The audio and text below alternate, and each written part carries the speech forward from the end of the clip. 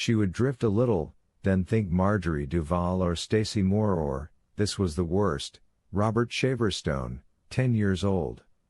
He did not suffer.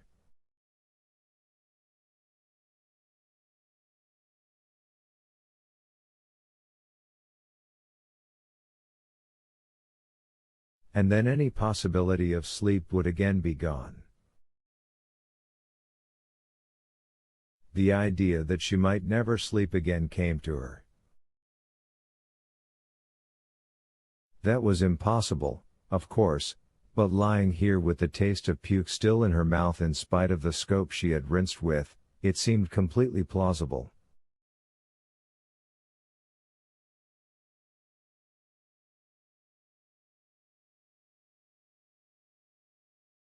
At some point she found herself remembering the year in early childhood when she had gone around the house looking in mirrors.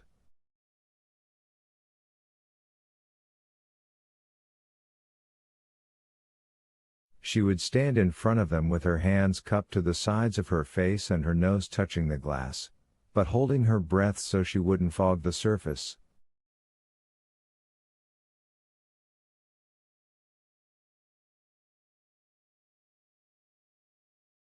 If her mother caught her, she'd swat her away. That leaves a smudge, and I have to clean it off. Why are you so interested in yourself, anyway? You'll never be hung for your beauty. And why stand so close? You can't see anything worth looking at that way. How old had she been? 4? 5? Too young to explain that it wasn't her reflection she was interested in, anyway, or not primarily.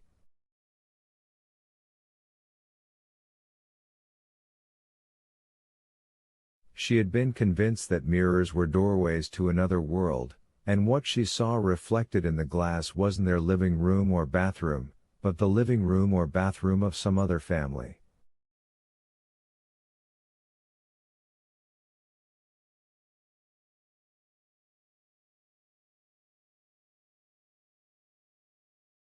The Matsons instead of the Madsons, perhaps.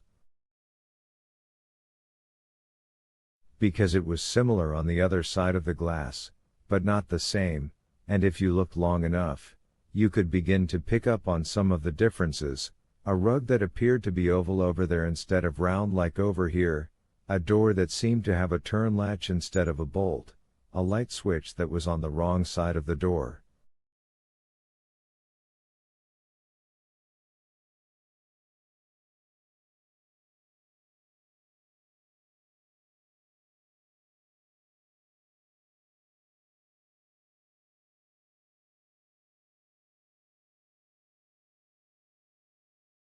The little girl wasn't the same, either.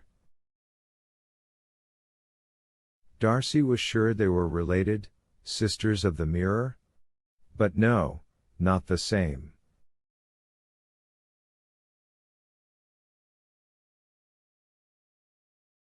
Instead of Darcelyn Madsen, that little girl might be named Jane or Sandra or even Eleanor Rigby, who for some reason, some scary reason, picked up the rice at churches where a wedding had been.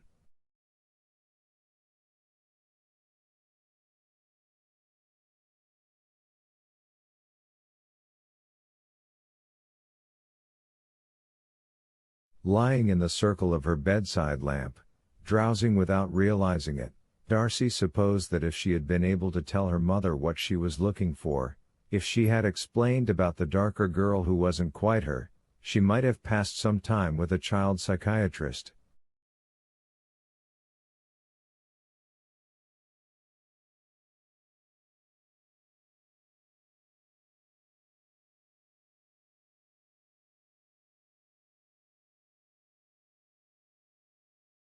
But it wasn't the girl who interested her, it had never been the girl.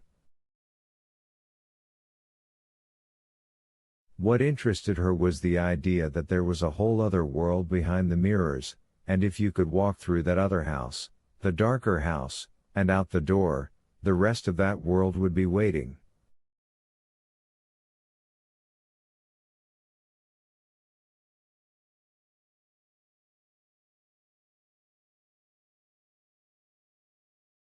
Of course this idea had passed and, aided by a new doll, which she had named Mrs. Butterworth after the pancake syrup she loved, and a new dollhouse, she had moved on to more acceptable little girl fantasies: cooking, cleaning, shopping, scolding the baby, changing for dinner.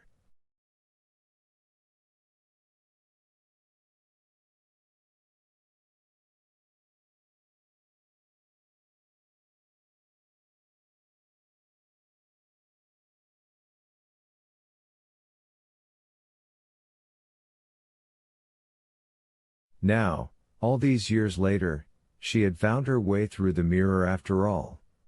Only there was no little girl waiting in the darker house, instead there was a darker husband, one who had been living behind the mirror all the time, and doing terrible things there.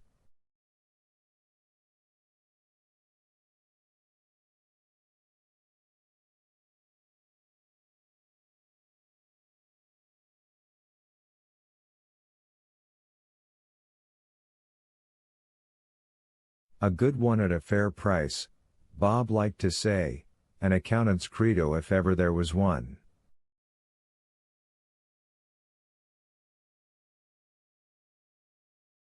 Upright and sniff in the air in answer to how you doin' that every kid in every Cub Scout pack he'd ever taken down Dead Man's Trail knew well.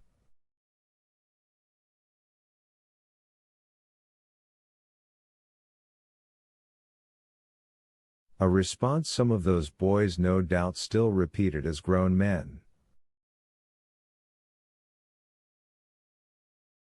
Gentlemen prefer blondes, don't forget that one. Because they get tired of squeezin'.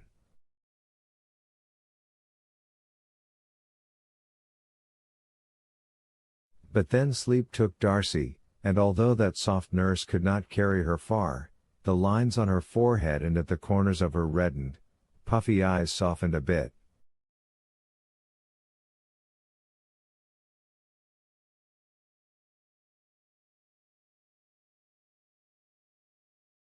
She was close enough to consciousness to stir when her husband pulled into the driveway, but not close enough to come around.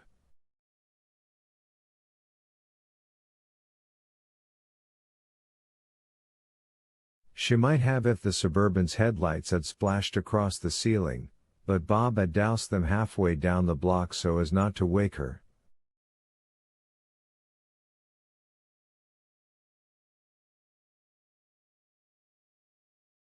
"8. A cat was stroking her cheek with a velvet paw. Very lightly but very insistently.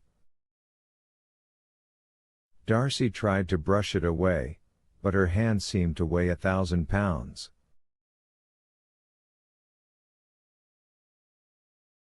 And it was a dream, anyway, surely had to be. They had no cat.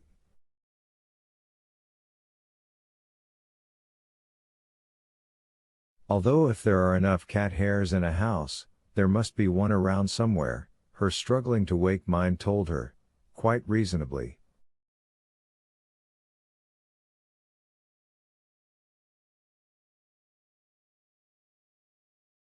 Now the paw was stroking her bangs and the forehead beneath, and it couldn't be a cat because cats don't talk.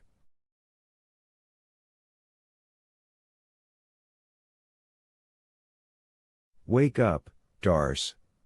Wake up, Han. We have to talk." The voice, as soft and soothing as the touch. Bob's voice. And not a cat's paw but a hand. Bob's hand.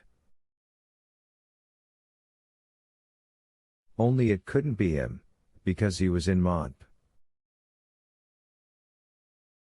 Her eyes flew open and he was there, all right, sitting beside her on the bed, stroking her face and hair as he sometimes did when she was feeling under the weather.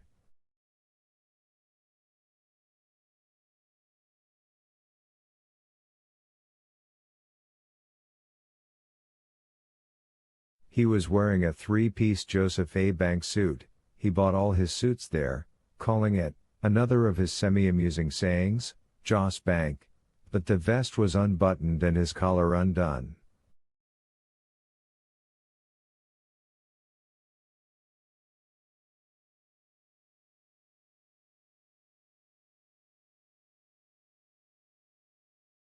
She could see the end of his tie poking out of his coat pocket like a red tongue. His midsection bulged over his belt and her first coherent thought was, you really have to do something about your weight, Bobby, that isn't good for your heart.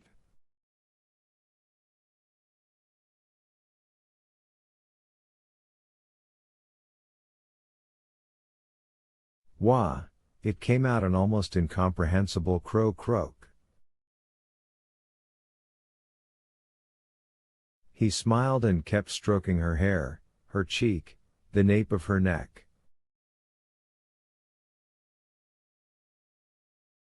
She cleared her throat and tried again. What are you doing here, Bobby? It must be. She raised her head to look at his clock, which of course did no good. She had turned its face to the wall.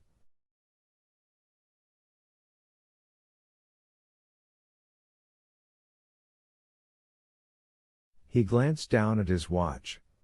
He had been smiling as he stroked her awake, and was smiling now.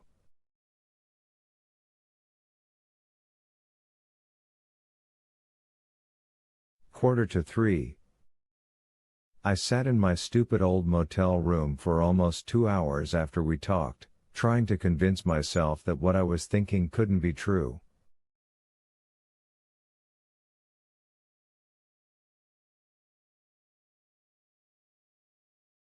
Only I didn't get to where I am by dodging the truth.